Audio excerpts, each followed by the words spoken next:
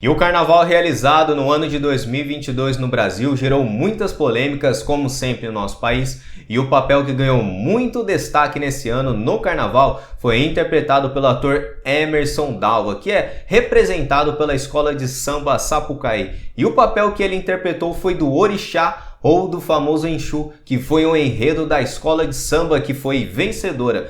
E nessa interpretação do Exu, eles atuaram no carnaval como se eles estivessem literalmente possuídos por essas entidades. E inúmeros pastores bíblicos, como Antônio Júnior, da denominação presbiteriana, se manifestaram, Rodrigo Mocelin, calvinista, e o músico também, youtuber Rafael Bittencourt, gravaram vídeos expondo a opinião deles sobre o ocorrido nesse carnaval. Porém, muitos ficaram incomodados com a opinião deles, e a própria Folha de São Paulo notificou o pastor Rodrigo Mocelin, o Rafael Bittencourt, questionando as falas pronunciadas nesses vídeos. E após esses questionamentos da Folha de São Paulo, eles também gravaram um vídeo resposta no YouTube, mostrando a mensagem que eles receberam da colunista da Folha de São Paulo. Veja comigo. O que aconteceu? Eu recebi uma mensagem da Folha de São Paulo nesta semana. Olá, boa tarde. Quem escreve é Manuela Smith, repórter da coluna Mônica Bergamo, da Folha de São Paulo. Vamos dar uma nota na coluna. Um advogado e um líder religioso, eles vão enviar uma notificação extrajudicial para o YouTube pedindo que o vídeo Carnaval 2022, Exu é descrito como bonzinho, que seja retirado do ar por disseminar conteúdo de intolerância religiosa. Entre em contato para saber se o pastor gostaria de comentar o assunto. Por gentileza, obrigado, estou à disposição. E essa matéria também saiu na Folha de São Paulo, alegando que esse tipo de postagem no YouTube veicula discursos de ódios religiosos e de racismo religioso, e que esse tipo de postagem induz os brasileiros a agredirem as religiões afro-brasileiras e também os seus adeptos, afirmou na matéria o colunista da Folha de São Paulo, Médio Silva Júnior. E o desfecho desse ocorrido foi que a postagem deles foi removida do YouTube, meus irmãos. Se você procurar, por exemplo, o vídeo do Rodrigo Mocelin, do pastor Antônio Júnior, vocês não irão encontrar. E segundo as diretrizes do YouTube, isso é muito errado. Eu iniciei no YouTube em 2016, postando, por exemplo, pequenos trechos de pregações do pastor Paulo Júnior, do Augusto Nicodemos, do Paul Washer, e quando muitos deles ainda nem eram conhecidos no Brasil. E faz 2 anos apenas que eu estou postando conteúdo da minha própria autoria aqui no canal. Porém, eu conheço muito bem as diretrizes do YouTube para compartilhar com vocês, pois já são 6 anos que eu estou trabalhando com isso. E essa atitude, meus irmãos, do YouTube em remover o vídeo deles é contrária às suas próprias diretrizes que eles mesmos estabeleceram para os criadores de conteúdo. E se o próprio YouTube, segundo as suas próprias diretrizes da sua comunidade, não derrubou o vídeo deles, pois os vídeos eles foram aprovados e também passaram no teste de verificação do YouTube, e também eles foram monetizados na plataforma. Então eles estavam conforme as diretrizes do YouTube, mas os vídeos eles foram removidos porque através de uma ação judicial estabelecida pela Folha de São Paulo que eles derrubaram o vídeo dos canais. E sabe qual é o argumento, meus irmãos, do YouTube para remover os vídeos deles? Discurso de ódio. Veja comigo a mensagem que o Rafael Bittencourt, por exemplo, separou no canal dele. Repórter da coluna Mônica Bergamo, da Folha de São Paulo. Ok. Vamos dar uma nota na coluna. Um advogado e um líder religioso vai enviar uma notificação extrajudicial para o YouTube pedindo que seu vídeo, Possuídos, Carnaval e a Verdade que Não Te Contaram, Batalha Espiritual, seja retirado do ar por disseminar conteúdo de intolerância religiosa.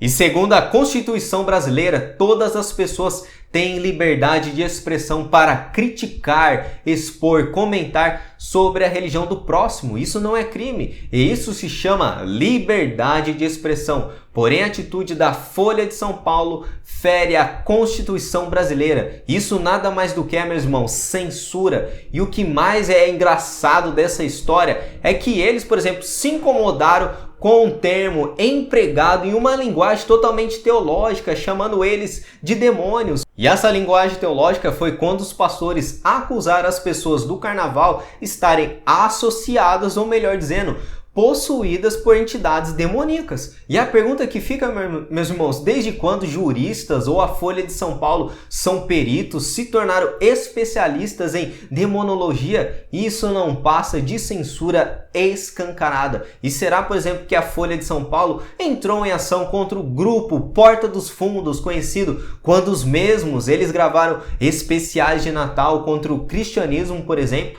O YouTube removeu o trailer da divulgação desse tipo de conteúdo, zombando inúmeras vezes da pessoa de Jesus, do cristianismo, do judaísmo, ou quando Jesus foi escarnecido, por exemplo, no carnaval, passando por derrotado por Satanás, ou quando ativistas LGBTs introduzirem em seu orifício cruzes para protestar contra o cristianismo, por exemplo, no Brasil.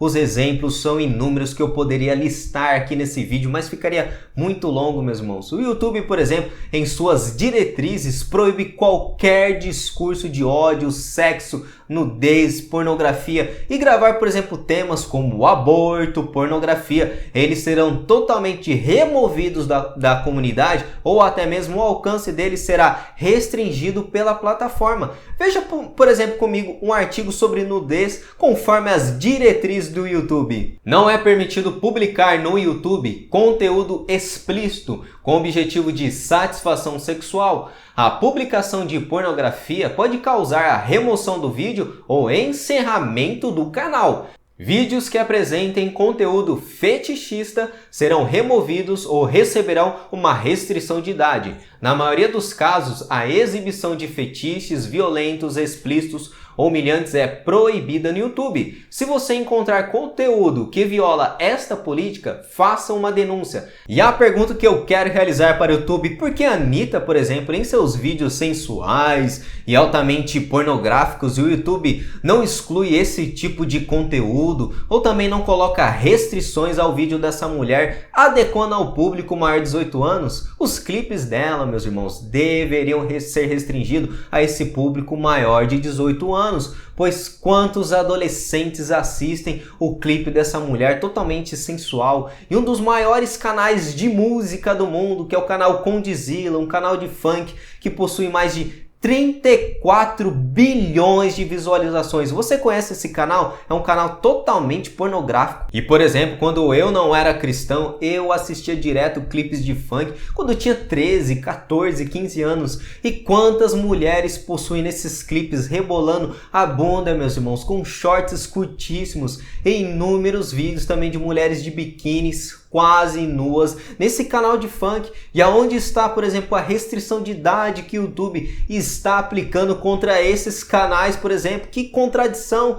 E esses são apenas alguns exemplos que eu estou separando. Se eu listar todos os exemplos, meus irmãos, o vídeo ficaria muito grande das contradições que o próprio YouTube comete. Mas não podemos esquecer que o YouTube é uma empresa privada e ela faz o que ela quiser conforme as suas próprias diretrizes que eles estabeleceram.